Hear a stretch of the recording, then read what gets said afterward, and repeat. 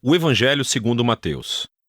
No primeiro vídeo, vimos como Mateus apresentou Jesus como o Messias da linhagem de Davi e como um novo mestre com autoridade como Moisés.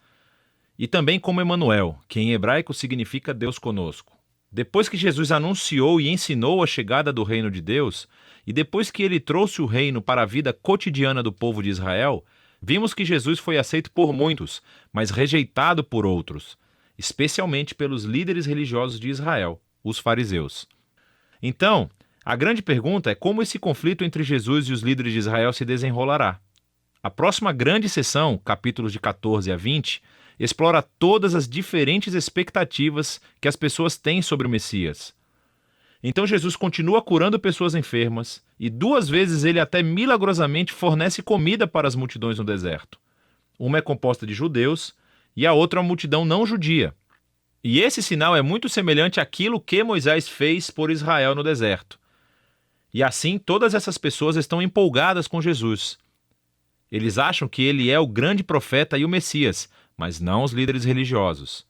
A visão que eles têm do Messias é baseada nas passagens que encontramos em Salmos 2 ou Daniel capítulo 2, sobre um Messias vitorioso que libertará Israel e derrotará os opressores pagãos. E do ponto de vista deles, Jesus é um falso mestre. Ele está blasfemando sobre quem ele é. E então, há histórias aqui sobre eles aumentando sua oposição, tramando um plano para matá-lo.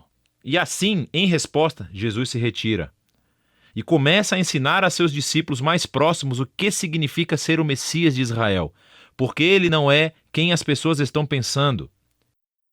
Então Jesus pergunta a seus discípulos no capítulo 16, quem vocês acham que eu sou? E Pedro dá a resposta certa aparentemente. Ele diz, bem, você é o Messias, o Filho do Deus vivo. Contudo, fica claro que Pedro está pensando em um rei que reinará vitoriosamente através do poder militar. E Jesus desafia Pedro dizendo, sim, eu me tornarei rei, mas de uma maneira diferente. E assim Jesus começa a ensinar sobre os temas do profeta Isaías, que disse que o rei messiânico sofreria e morreria pelos pecados do seu próprio povo. E assim Jesus estava se posicionando como um rei messiânico, que reina se tornando um servo e que daria a sua vida por Israel e pelas nações. Bom, Pedro e os discípulos praticamente não entendem. E assim Jesus entra no 4º bloco de ensinamentos, seguido por uma série de ensinamentos depois disso. E estes são todos sobre a natureza do reino invertido messiânico de Jesus, que inverte todos os nossos sistemas de valores. Assim, na comunidade do rei servo, você ganha honra servindo aos outros. E em vez de se vingar, você perdoa e faz o bem aos seus inimigos. E no reino de Jesus, você ganha verdadeira riqueza, dando a sua riqueza aos pobres. Para seguir o Messias servo, você deve se tornar um servo. Na próxima sessão, vemos os 2 reinos entrarem em conflito, o reino de Jesus e o do líder de Israel. Jesus vem a Jerusalém para a Páscoa, cavalgando em um jumento, e as multidões o saúdam como Messias. E Jesus imediatamente marcha para o pátio do templo e cria esse enorme alvoroço que interrompe os sacrifícios diários. Suas ações falam mais alto do que suas palavras aqui.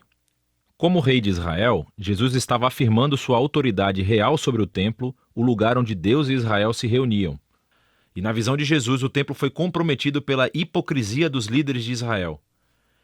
E aqui ele está desafiando a autoridade deles e, naturalmente, eles estão profundamente ofendidos. E assim, eles tentam encurralar Jesus e envergonhá-lo no debate público, mas falham. Então eles acabam decidindo que ele deve ser morto. Em resposta, Jesus entrega seu bloco final de ensinamentos. Primeiro ele oferece uma crítica impetuosa aos fariseus e sua hipocrisia. E depois ele chora por Jerusalém e a sua rejeição a Deus e o seu reino. Então Jesus se retira com os discípulos e começa a dizer-lhes o que acontecerá. Ele será executado por esses líderes. Mas ao fazer isso, eles criarão a sua própria morte. Porque, em vez de aceitarem o caminho de Jesus para o reino pacífico, eles tomarão o caminho da revolta contra Roma. E assim Jerusalém e o seu templo serão destruídos. Porém, Jesus diz que este não é o fim da história. Ele será vindicado após a sua morte por sua ressurreição. E um dia ele retornará e estabelecerá o seu reino sobre todas as nações. E assim, enquanto isso, os discípulos precisam ficar alertas e permanecer comprometidos em apenas anunciar Jesus e o seu reino e espalhar as boas novas. E assim, com tudo isso nos ouvidos dos discípulos, a história chega ao clímax. Naquela noite, Jesus chama os discípulos e celebra uma refeição de Páscoa com eles.